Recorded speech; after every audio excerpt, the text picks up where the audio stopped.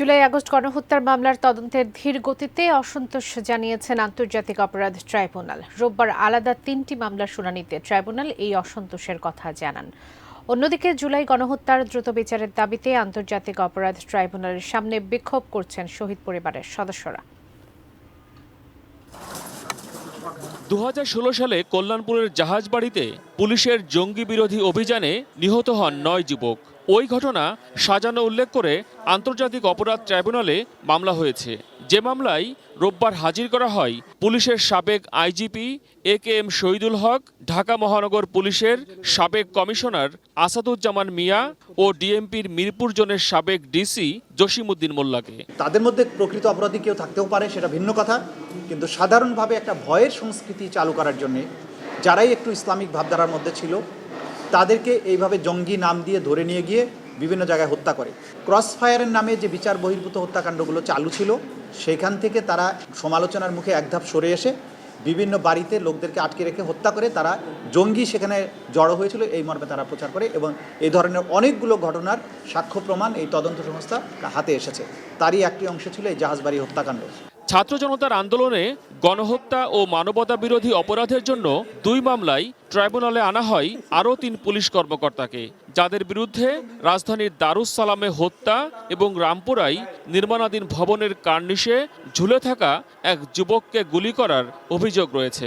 তো এটার final report দেওয়ার জন্য আমরা আরও 1 মাস সময় চেয়েছি, আদালত সেটা মঞ্জুর করেছেন। কোয়ালিটি সম্পন্ন আন্তর্জাতিক মানের still bar CSRM, committed for better still.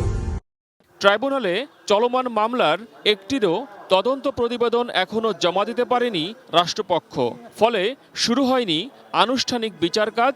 বিষয়টিতে নিজেদের অসন্তুষ্টির কথা জানান 3 সদস্যের ট্রাইব্যুনাল। মাত্র 100 কতজনকে আপনারা গ্রেপ্তার করেছেন, সেটা তো যথেষ্ট নয় বলে তারা মনে করছেন। তা আমরা যেটা জানিয়েছি যে আমরা তো মানবতা বিরোধী অপরাধের ক্ষেত্রে প্রথমেই হাজার হাজার মানুষকে আমরা গ্রেপ্তার করতে চাইনি। আমরা তদন্তের মাধ্যমে প্রথমে তো মাস্টার মাইন্ডদেরকে বের করার চেষ্টা করছি। আদালত একটা জিনিস জানতে চেয়েছেন যে তদন্ত সংস্থা আছে তাদের সেই সক্ষমতা যা আছে সেটা যথেষ্ট কিনা, নাকি এটা আপনারা বাড়ানোর চিন্তা করছেন। সেটাও আমরা জানিয়েছি যে জনবল বাড়ানোর জন্য সরকার ভাবছেন, ইভেন ট্রাইব্যুনালও সংখ্যা বাড়ানোর জন্য সরকারের বিবেচনায় আছে।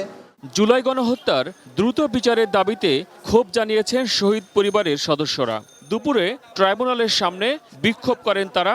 প্রায় 3 ঘন্টা অবস্থান শেষে ট্রাইব্যুনালের বেঞ্চ সংখ্যা বাড়ানোর দাবি জানায় শহীদ পরিবারের বিক্ষুব্ধ স্বজনরা।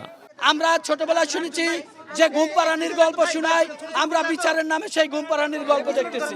9 মাসে বিচারের ন্যূনতম কি দেখেছেন আপনারা? তাহলে কি এখানে আমাদের মূলা ঝুলাচ্ছে না? আজকে আমি মা, আজ আমি পথে পথে ঘুরতেছি, আমার সরকারের বিচার চাই আমি।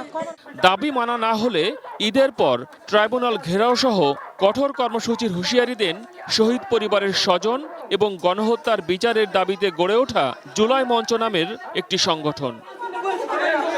মহসিন কবির, ATN নিউজ, ঢাকা।